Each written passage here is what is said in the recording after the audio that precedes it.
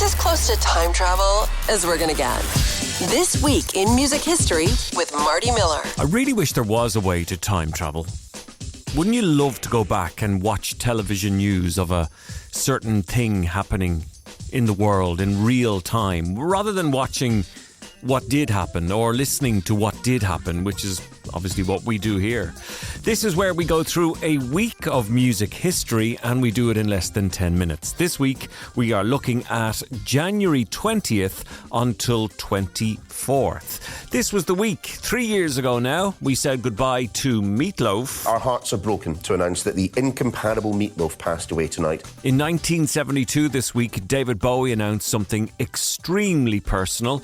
Now bear in mind, it was 1972, worlds apart from today. He and she's you've loved in your time, haven't you? So I've read. And Axl Rose was saying goodbye to a dear friend who was outlived by her very famous mum. I never in a million years imagined singing here, and especially under these circumstances. This is truly devastating. Zipping through a week in a matter of minutes. This week in music history, the podcast. Do you remember the Monkees on the television? Did you like the Monkees on television? A boy band put together by a television studio to make a TV show about a fictional band who play music. So the Monkees were born and they were actually really talented musicians at the same time, believe it or not. In 1967, the Monkees television show came to British TV for the first time. Now, not to Irish TV, unless you were living close to the border and could pick stuff up. I think the patient's responding to the Rice Krispies, Doctor. Congratulations, sir. A brilliant use of snap, crackle and pop. With enough Rice Krispies, will he be able to play the bass again? Yes. That's kind of weird. He never could before. The Monkees, brought to you by Kellogg's. K-E-double-L-O double good. Kellogg's best to you. This week in 1982, Ozzy Osbourne bit the head off a bat, thinking, it's a fake plastic toy, I'll bite the head off it. He was quickly taken off stage, brought to hospital to receive a rabies jab. Threw an unconscious bat on the stage, and he thought it was a rubber bat, whatever, and he picked it up and bit the head off. And Sharon's going, "Dummy, it's real." I'm like, what? Speaking of bats, this week in 2022, Meatloaf was dead at the age of 74. The American singer and actor Meatloaf, whose hits, of course, included Bat Out of Hell, has died at the age of 74. And that is according to a statement on his official Facebook page, which reads thus: our hearts are broken to announce that the incomparable Meatloaf passed away tonight with his friend Deborah by his side. Daughters Pearl and Amanda and close friends have been with him throughout the last 24 hours. This week in music history, a week in less than 10 minutes. Oh, the madness that ensued. In 1965 this week, 3,000 screaming fans met the Rolling Stones and Roy Orbison at Sydney Airport when they arrived for a 16-date tour of Australia and New Zealand. Here's a snapshot of some of the madness. Sydney's mascot airport, and teenagers are working up to give the Rolling Stones pop group a welcome even more frantic and disorderly than the one given the Beatles just 6 months ago. The wild hysteria began to build up as the group's arrival time neared, and police reinforcements were rushed to the airport. In the pushing and shoving, scores of girls were bruised and scratched, and at one stage, police threatened to divert the pop group's plane. The climax came as the big jet taxied onto the tarmac, and as one, the teenagers surged forward, crushing a barricade in their path. Several girls were trampled underfoot, and one of them seriously injured. Meanwhile, this week, a year later in 1966, George Harrison married Pattie Boyd in Surrey. Paul McCartney was best man.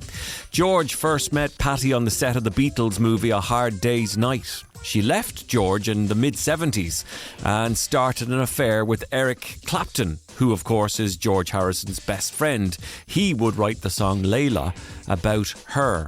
But at the time they were asked about how they felt about getting married and what would come afterwards. And what about the family? How many children do you want to have? About 3. 39.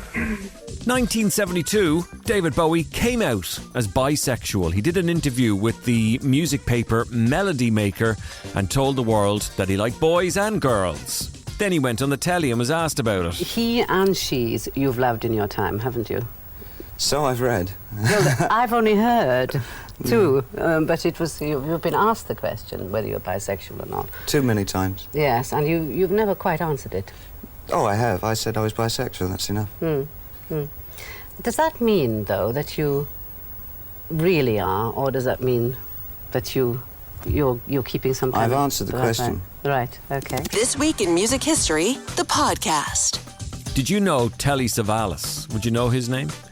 1994, that American actor and singer Telly died at the age of 72. Telly Savalas was Kojak, you know, that New York City cop would suck on the lollipop, and he would always say, "Who loves you, baby?" Not like that, mind you, because by God, Telly had such a voice. "Who loves you, baby?" Loves you, baby. You're beautiful. Are you bald on purpose?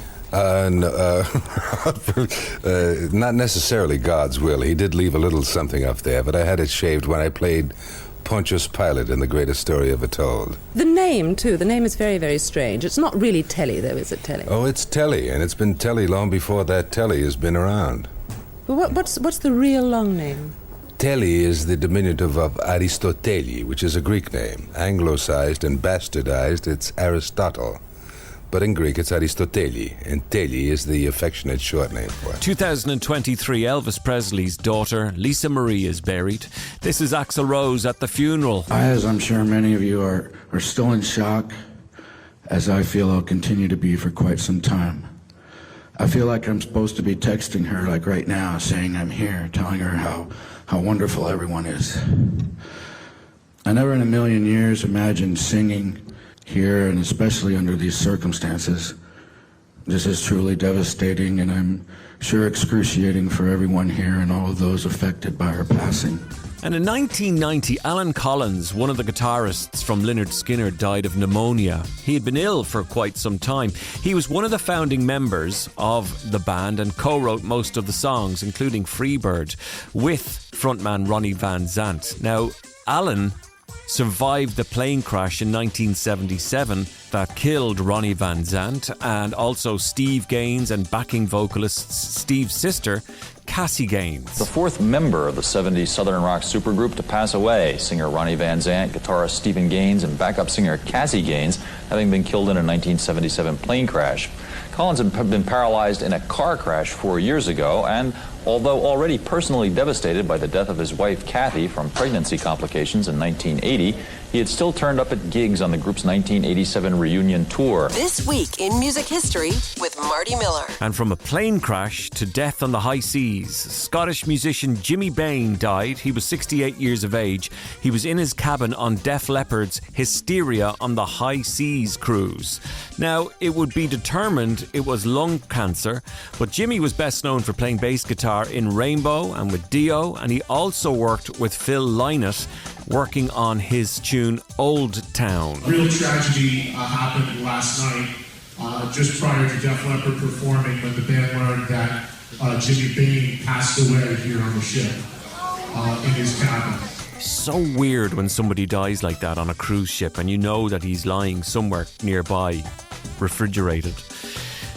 It's maybe a bit insensitive, but it's just where my mind goes. In an effort to save her, didn't work sadly, in 2008 Amy Winehouse was admitted into rehab in a battle to kick her addiction to drugs. They've tried to make her go to rehab, and now she has. Amy Winehouse's planned appearance at the NRJ Awards in France on Saturday has been cancelled after the artist checked into a clinic. A statement's been released by Universal Music Group. It says that Amy decided to enter the facility after talks with her record label, management, family and doctors. And that is the week of January 20th until 24th in music history. My name is Marty Miller. Thanks for listening. Zipping through a week in a matter of minutes. This Week in Music History, the podcast.